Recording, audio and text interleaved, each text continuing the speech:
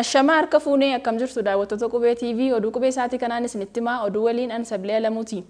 Muummeen ministeeraa Dr. Abiyyi Ahmed xumura gamaggama raawwii hojii yeroo walakkaa karoora misooma waggaa 10 irratti kallattii ka'an.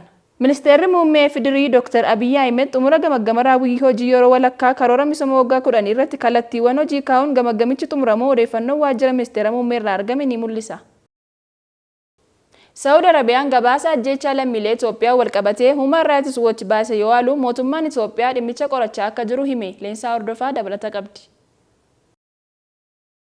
Saudi Arabiyaan gabaasa ajjeechaa lammiilee Itoophiyaa waliin walqabatee Human Rights Watch baase yoo haalu mootummaan Itoophiyaa dhimmicha qorachaa akka jiru hime. Eegdonni daangaa Saudi Arabiyaa lammiilee Itoophiyaa dhibbaan lakkaaman kanneen karaa Yamaniin daangaa biyyattii ce'uuf yaalan ajjeesuun yakka namoomaa raawwataniiru jedhamee himata karaa dhaabbata falma mirgoota namoomaa idil-addunyaa Human Rights Watch irratti dhiyaate mootummaan Saudi Arabiyaa haale. Mootummaan biyyattii gabaasni kun bu'uura kan hin qabnee fi maddoota amanamoo irraa kan hin argamnedha jechuun kuffise. Mootummaan Itoophiyaa gama isaatiin dhimma lammiilee osoo gara Saudi Arabiyaatti ce'anii daangaa Saudi Arabiyaa fi Yaman gidduutti ajjeefaman jedhaman kana hordofaa jiraachuu isaa ibsa karaa ministeera dhimma alaatiin baaseen beeksise. Walitti dhufeenyi Itoophiyaa fi Saudi Arabiyaa kan yeroo dheeraa lakkoofsise cimaaf hariiroo gaarii biyyoota waliin qaban ta'uu kan kaase ibsi kun dhimmicha mootummaa Saudi waliin ta'uun hatattamaan qorachuun akka beeksisuu fi hanga qorannichi goolabamuttis tilmaama hin taanerraa of qusachuun akka barbaachisu dhaame. Lammiileen Itoophiyaa dhibbaan lakkaaman karaa Yamaniin gara Saudi Arabiyaa seenuuf turan guraandhala 2022 hanga waxabajjii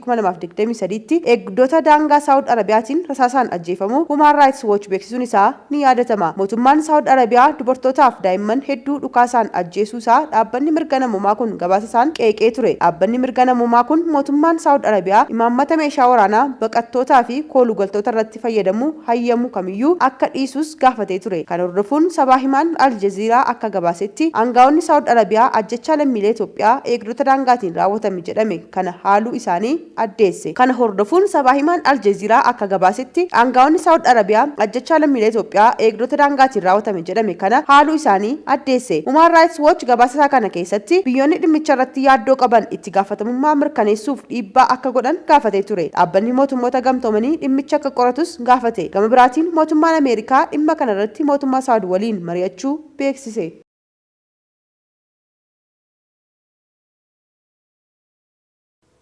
Manni maree magaalaa Dirree Dhawwaa yaa'ii isaa ariifachiisaa geggeessaa oole.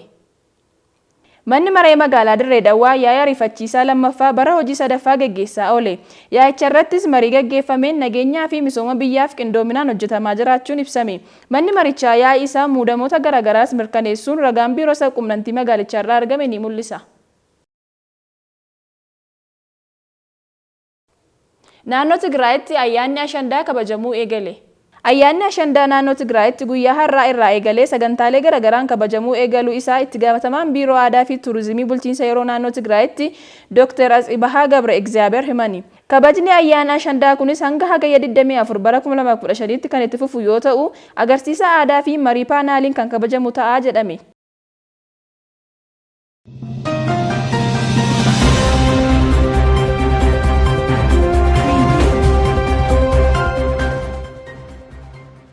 Daawwattoota keenya kan daawwachaa jirtan oduu qubeetii ammoo gara oduu maddeen biyya alaa irraa argannetti ceena. Walgahii waggaa 15ffaan biyyoota miseensa BRICS har'a Afrikaa kibbaatti ni eegala. Addisuu Muluu waan itti dabalu qaba.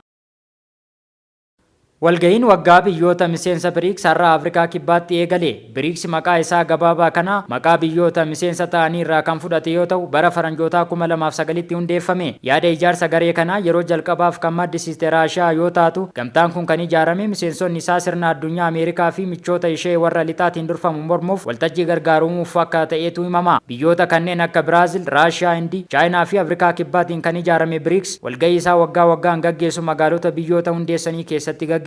Dabareen qopheessummaa walgahii waggaa hooggantoota BRICS kan bara kana Afrikaa kibbaa yoo ta'u walgahiin kun har'a magaalaa Afrikaa kibbaa Johannesburg keessatti gaggeeffame. Afrikaa kibbaatiin alatti biyyoonni afran hafan hundeessitoota garichaati. Afrikaan kibbaa miseensota garichaa kanneen biroo waliin wal bira qabamtee yoo ilaalamtu biyya diinagdee fi baay'ina uummataa xiqqaa qabdu yoo taatu bara 2010 keessa sagantaa babal'ina garee kanaa irratti garichatti makamte. Gareen biyyoota 5 of keessaa qabu kun kaayyoon isaa inni guddaan addunyaaf sirna daldalaa haaraa uumuu ta'uu erga ibsee booda xiyyeeffannoo guddaa argatee jira. Keessumaa ejjennoon biyyoota miseensa garichaa Chaayinaa fi Raashiyaan qaban sirni Ameerikaa fi Awurooppaan hojiirra oolchaa jirtu sirna haqa qabeessa miti jechuun addunyaan sirna daldalaa fi dippiloomaasiif ishee gargaaru filannoo biraa akka barbaaddu himaa akka jirantu himama. Raashiyaa fi Yuukireen gidduutti waraanni ka'u hordofuun qoqqobbiin dinagdee Mooskoo irra kaa'ameen biyyoonni kuufama doolaraa qabaachuu fi daldala isaaniif kan gargaaru filannoo maallaqaa biroo horachuuf fedhii isaan qaban dabaluu isaaniitiin sochiin BRICS sirna daldalaa haaraa akka uumamuuf taasisaa jiru kun akka cimu taasisee jira. BBC'n akka gabaasetti pirezidaantiin Chaayinaa Xi Jinping, pirezidaantiin Biraazil Lula da Silvaan walgahii waggaa BRICS kan bara kanaa irratti hirmaachuuf Johannesburg seenanii jiru. Pirezidaantiin Iraan Reesii, muummichi ministeeraa Hindii Naareendiraa Moodii fi hooggantoonni biyyoota biroo kaleessa gara Afrikaa kibbaatti akka imalantu gabaafame. Raashiyaa bakka bu'uun walga'icha irratti kan argaman ministeerri dhimma alaa biyyattii Saargee Laavroof ta'uun kan himame yoo ta'u, pirezidaanti Puutiin yaa'icha karaa toora intarneetiin akka hordofantu himame. Ji'oota dura Itoophiyaa dabalatee biyyoonni addunyaa 40 ol miseensummaa BRICS kana argachuuf gaaffii dhiyeessuun isaanii kan gabaafame yoo ta'u, yaa'ii bara kanaa kan Afrikaa kibbaatiin durfamu kana irratti Iraan, Saawud Arabiyaa, Araba Emireetotaa, Arjentiinaa, Aljeeriyaa, Booliiviyaa, Indooneeshiyaa, Masrii, Kuubaa, Riippaabilika Dimokiraatawaa Koongoo, Koomoros, Gaaboonii fi Kaazaakstaan biyyoota garee kana keessatti makamuu barbaadan keessaa isaan muraasa. Biyyoonni garichaatti dabalamuuf iyyata dhiyeessan kunneen BRICS akka carraa sirna addunyaa humnoota warra dhiyaatiin olaantummaa qaban mormuuf ta'etti ilaalu. Biyyoonni kunneen gareen kun misooma, daldalaa fi dinagdee dabalatee faayidaa biroo hedduu akka qabu abdii guddaa irraa qabu. Miseensonni BRICS baay'ina uummata addunyaa keessaa 40% olii fi dinagdee addunyaa kan waliigalaa keessaa harka 1/3 ni qooddatu jedhama. Qubsumaa fi siyaasa bira darbee xiyyeeffannoon garee kanaa tumsa dinagdee, daldalaa fi misooma biyyoota hedduu kan hammate yoo ta'u, miseensonni garichaa waliigaltee jabaa qabu. BBC fi Aljeeziraa wabeeffanne.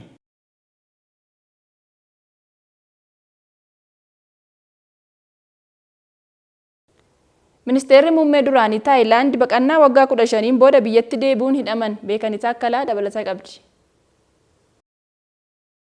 Ministeerri muummee duraanii Taayilaand Taaksiin Shinaawataraa jiru baqa waggaa 15 booda wayita biyya isaaniitti deebi'an hidhaman. Garuu ministeerri muummee duraanii kun yeroo muraasa qofa hidhamanii ba'uuf mootummaa waliigalteerra akka ga'an amanu. Qondaalli olaanaa Taayilaand kibxata har'aa jechuun hagayya 22 bara 2023 ganama xiyyaara dhuunfaa isaaniin ture kan biyya isaanii galan. Qondaalli umurii waggaa 74 Taaksiin Shinaawataraa yeroo lama ministeera muummee ta'uun kan filataman yoo ta'u, fonqolcha mootummaa bara 2006 biyyattii keessatti gaggeeffameen aangoorraa kaafaman. Aangoorraa buufamanii waggaa lama booda malaammaltummaa wayita himataman miliqanii biyyaa ba'an. Himannaa malaammaltummaa irratti baname kana ajandaa siyaasaati jedhu qondaalli kun. Waggoota kana hunda Yuunaayitid Arab Imireetis magaalaa Dubaay jiraachaa turan. Yakkoota haga ammaa ittiin himatamaniin adabbiin hidhaa waggaa 8 irratti murame. Qondaalli siyaasaa filannoodhaan aangoo qabatan kun Taayilaand keessatti hoogganaa akka milkaa'anii fi guddoo sodaataman turan. Deeggartoonni sirna mootolee duraaniitti cichan humna waraanaa biyyattii fonqolchan aangoo qabatan tumsu. Dhimma ministeera muummee duraanii irratti adeemsa dhaddachaa falmisiisaa ta'e deeggaruun ministeera muummee kana dhaabsisuuf hojjetaa akka turanis himama. Amma namni akkaan sodaatamaa turee fi sooressi telekoomii biyyattii harkaa qabaachuun beekamu deebi'ee biyya galeera. Wayita buufata xiyyaaraa Baankoon ga'an deeggartoonni isaanii dhibbaan lakkaa'aman simannaaf ba'anii turan. Ijoollee isaanii lamaan waliin yeroo muraasaaf buufata xiyyaaraa wayita turanitti suura warra mootummaa buufata xiyyaaraa sana bareechee jiruuf kabaja qaban dhaabbatanii ibsan. Achirraa kallattiimaan gara mana murtii geeffamanii himati irratti banamee erga dhaggeeffatame booda adabbii isaanii hidhaa waggaa 8 fudhatan. Battaluma sana mana hidhaa Baankoon rimaand geeffaman. Manni hidhaa kun nageenyi nama siyaasaa gameessa kanaa eegamaa ta'us ibse.